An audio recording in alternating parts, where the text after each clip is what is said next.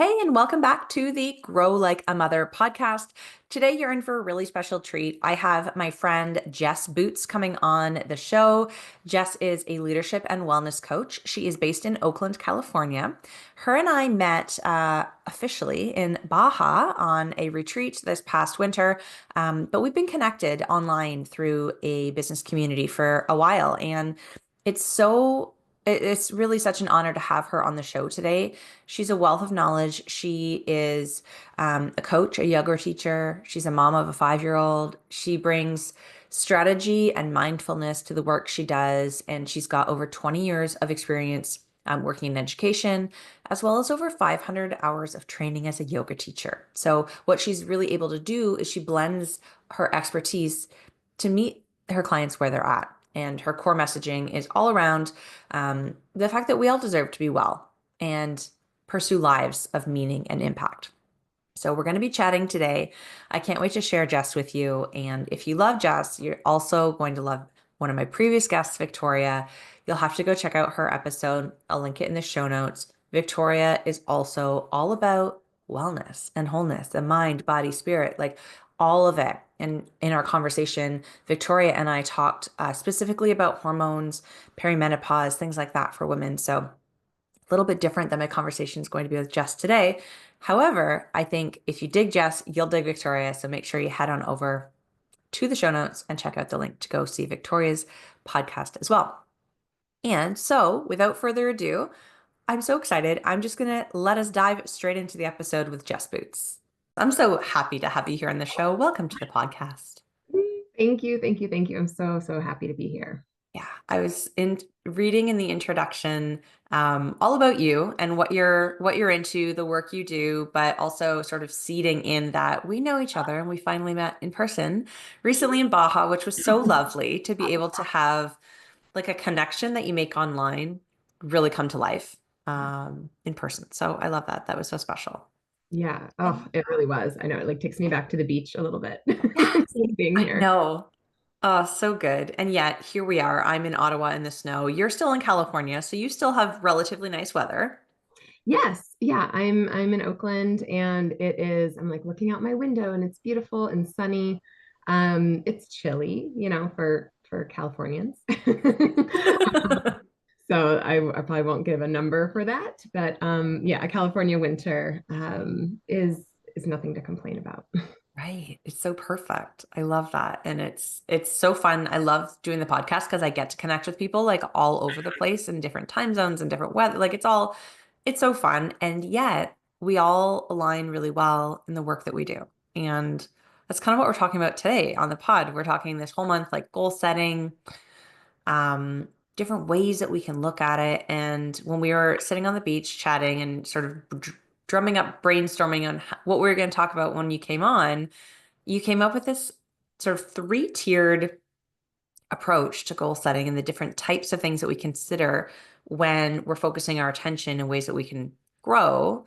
And I want to give you the platform to dive into that today. So I think I'll just let you take it away and start where it feels good to start, and then yeah, teach the moms. You're so Yeah, wise. I will. Oh, and yeah, I just remember when you and I first were introduced to one another, I was like, oh, well, we are absolutely going to be friends. We're absolutely going to connect. We both work with moms. We both focus on yeah, that time management, really sort of just like making the most out of the life that we have. Um, so I'm a longtime educator. And so if you are in the education world whatsoever, you know how to set a SMART goal. It's the same sort of framework for setting daily objectives. It's one of these categories that I love to use to help set goals. So that's really how I started was daily objectives, right? Students will be able to, or later when I was a leader in a school, teachers will be able to. And there's something really beautiful about the structure of a goal, or if you want to get really specific with it, a SMART goal, right? It's clear, it's concise, it's time bound, right? It's measurable, it's so specific, it's realistic. So that's one area. And I think a lot of times that's what comes to mind for people when they hear about, I want to set a goal, right? It's the classic, like, I want to start a meditation practice. I'm going to meditate 10 minutes every day at 7 a.m. on my meditation cushion. Like, here's all the details. This is when it happens. Or I'm going to run a marathon, right? I'm going to run a marathon on June 22nd, and this is my goal for time or whatever it is. It's really clear, it's specific. Um, but then when I really dove deeper into my yoga practice and became a yoga teacher, and that's become a larger and larger part of my life and the way I view the world and parent my daughter, um, I am more and more drawn to some more expansive ways of personal growth.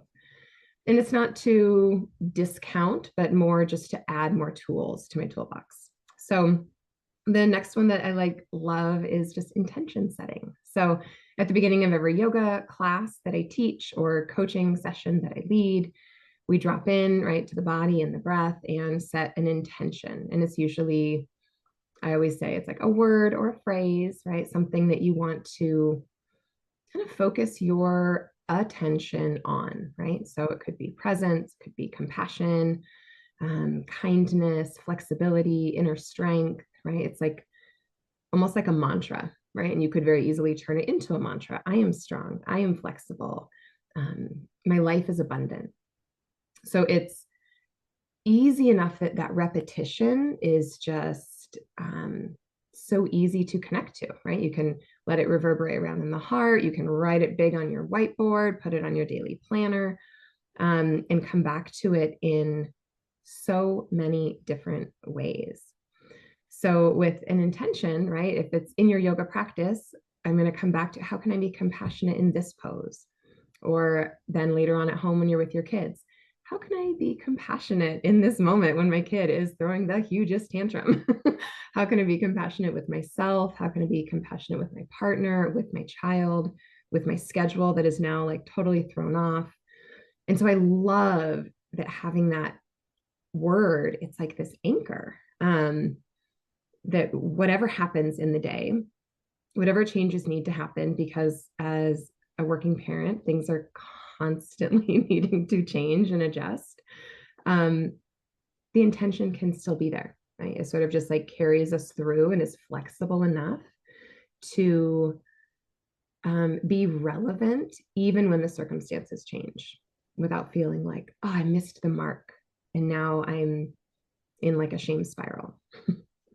um, so goals, intentions. And then the last one, I definitely need to credit Elena Aguilar for really reintroducing this concept to me. She is like coach guru. So if there's any educators or coaches in the audience, they should definitely know her. And if not, go look her up. But the idea of setting an inquiry is like a guiding question. So rather than just a word, it's like if I take that compassionate example, how can I be compassionate today? And the framing of it being a question sort of begs us to answer it, right? Like begs us to answer it in our thoughts and our words and our actions throughout the day. Um, and in my coaching work, this is really where we use inquiries all the time. Like sometimes people really want the concrete goal, but most of the time people come in thinking they want a concrete goal, and then we end up with an inquiry question because they love how expansive it is. So they're like, well, how can I, what routines and rhythms will support my well-being, right? It's so much more than like I already know the answer. It reminds me that we get to be these like co-collaborators with life, and our job is to sometimes just find the questions that we want to answer rather than feeling like we already have it all figured out. We already know, and now we just need to like execute. So I just talked a lot. I'll pause. Goals, intentions, inquiries, but clearly I'm obsessed with this topic. I could talk about it all day. I love it. And I need to bring more inquiry energy into my life because I'm very much like, okay, I know, let's move. Like, let's take the action, let's go. And I struggle with sitting with questions to answer, right? Yeah. And I think that that's when we listen to this, I'm sure everyone in the audience is listening, identifying more with one of the three ways to Mhm. grow, right? And I would encourage everyone to think like, okay, well, identify what is your go-to? Is it the SMART goal? Like, are you really systematic? Do you love a boundary and a time specific, right? Or do you love the question? Are you somewhere in between? Where's your comfort zone? And which one freaks you out a bit? Like, where could you lean in? Because the whole point of goal setting is growth, Yeah. right? We want something we don't yet have. We want to get there. Which one is like most um intrinsic for you? Totally the goal setting. Yeah. Totally. Like I said, I've been an educator for, so many years. I'm a Capricorn sun, so like I am a goal driven. I love a journal. I love a planner. I love us. That's definitely my knee jerk reaction.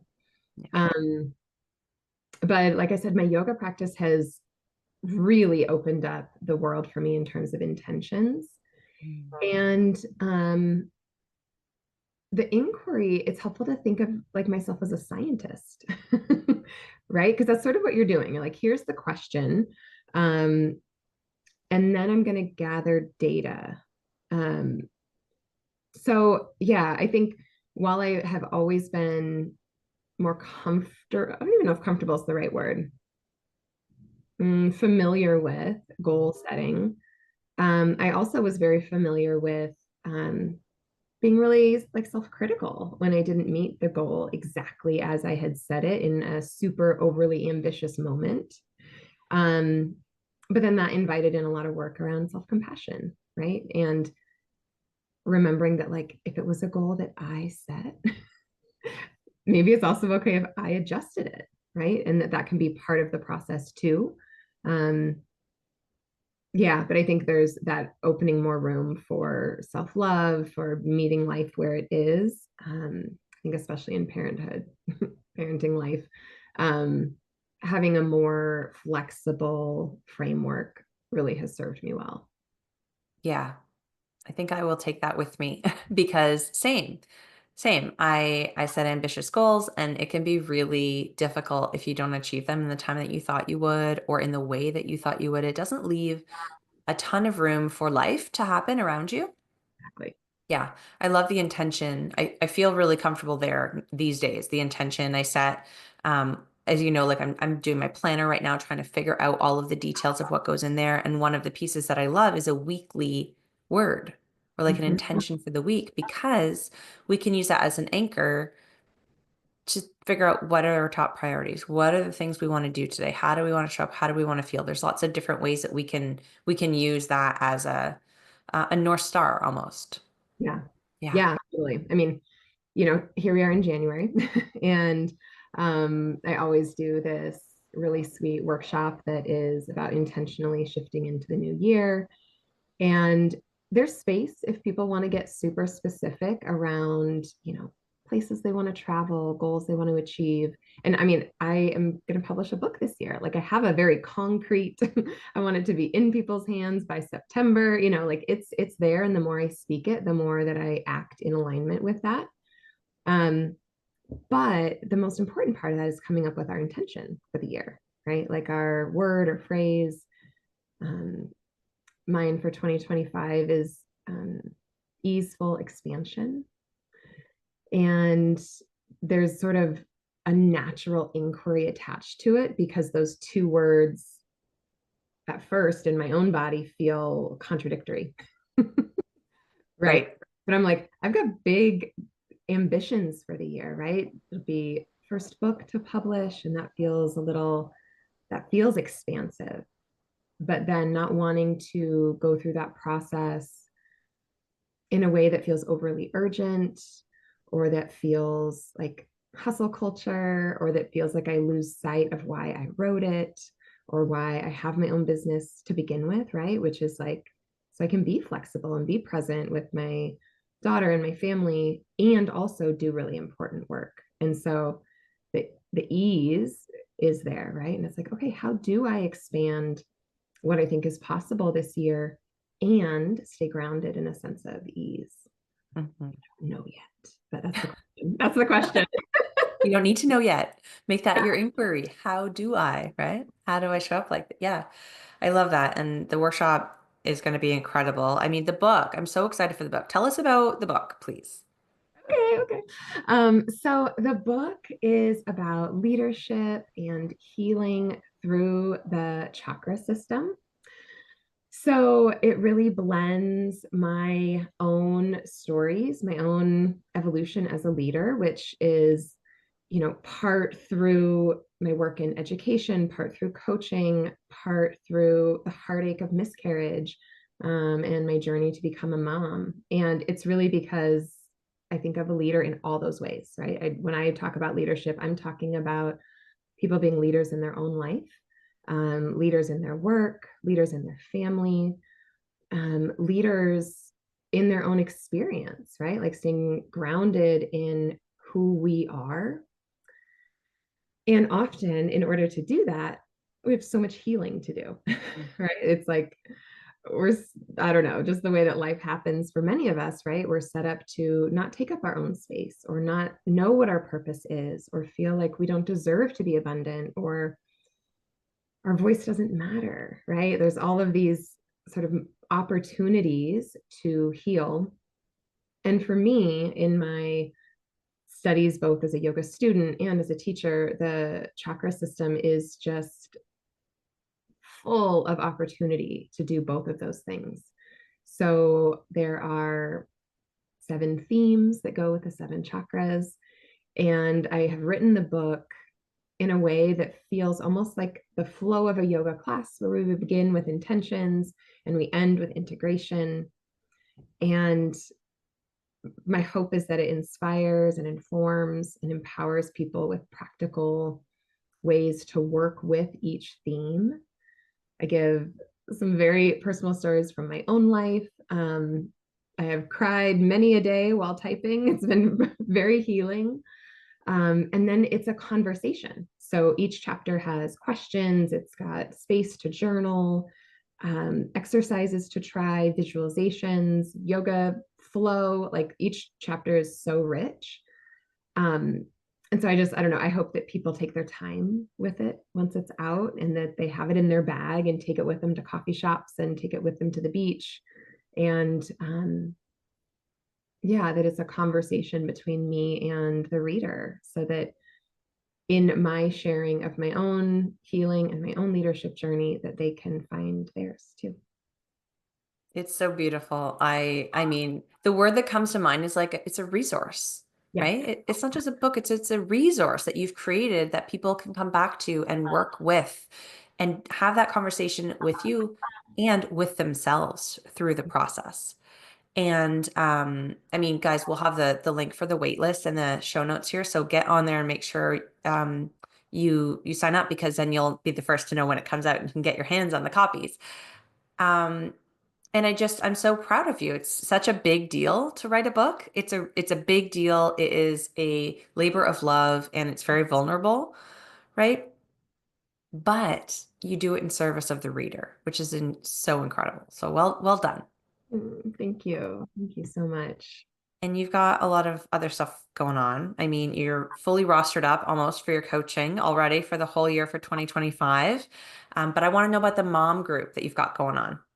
Yeah, so in my yoga teaching, I offer some, vinyasa classes that everyone attends, but then I get to spend time with moms. I teach prenatal yoga and mom and baby yoga. It's the cutest thing in the world. Mm. And then a couple times a year, I really offer some safe, sacred, intentional space sort of outside of our yoga classes. And the mom's group is called New Mama Mindset. And it's not just for quote unquote new moms. The idea with new there is that offering ourselves new mindsets to support ourselves in motherhood. So there's been moms in there that are second time moms, moms that are like, I had my baby a week ago, and others who their baby is 1 year old. And I love that because, as we know, postpartum is quite a season, right? It's both beautiful and incredibly challenging. Um, it's a 4 week series. So this round is through March. And we meet in a small, intimate group and I bring my best coaching tools. So we've got journaling and breath work and lots of reflection, and it's really honest. So it's a space where we have full permission to just be with our experience and also grab onto some tools so that things can maybe be a little bit more joyful, a little bit more easeful, a little bit more self-compassionate. Um, it's so beautiful. I've run it several rounds over the past couple of years, and I just really love getting to know those mamas in that way. So there's a few spots left for the group starting in March. And it's virtual. I didn't mention that part, but it's virtual. So some of the moms are local here in Oakland, but there's been moms from all over the country who've joined. So that's another way for moms to really connect with others who are in the same season. And I feel like almost every time, right? It's the overall sentiment is like, oh, I'm not alone. Yeah. I'm not These are alone. my people. Yeah, these are my people. This feeling that I have that I thought was just me, it's not just me. Yeah, I love that you hold that space because it's an important time. Each time the motherhood journey evolves too, right? Like the first kid, the second kid, if there are step kids, if your kid goes from toddler to like school age to preteen to like you reinvent yourself as a mother each time the family unit changes. And so having a support group community that's led by someone as wise and experienced as you in all of the coaching and mindset stuff, to really hold the space for that group. I mean, what an incredible opportunity. I'm going to make sure too that if you're listening, go to the show notes because we'll put the link in there. Hopefully, by the time you hear this, there might still be a spot for you. I'm sure it will fill up quickly, but um, it's just such a wonderful offering. And I just want to acknowledge you for all of the work that you're doing. It's truly like putting so much good into the world Mm. and helping the moms, the leaders, and by ripple effect, the kids. Like everybody gets impacted by this work. Um, so just thank you. And thank you for being here with me today. Oh, thank you. Such a joy. I appreciated being here with you too. Yeah. Before we say goodbye to everybody, is there anything on your heart that either feels like it wants to be said or anything that we haven't touched on? Mm, yeah. Mm. I mean, it might have been said in the intro, but I feel like the biggest thing I just want to say to anyone listening is that you deserve it all. You deserve to be well. You deserve to be a leader in your life. You deserve to know that you're an amazing mom if you're a mom. Whatever it is that you set your heart to, you deserve it. Hmm. Yeah. And on that theme, we should probably mention the name of your company is Lead and Be Well. I feel like we haven't yet even thrown that in there, maybe. So, yes, this is a perfect way to wrap it all up in a tidy little bow. Thank you again so much for being here, Jess, and to all the listeners. Until next week, keep on growing like a mother.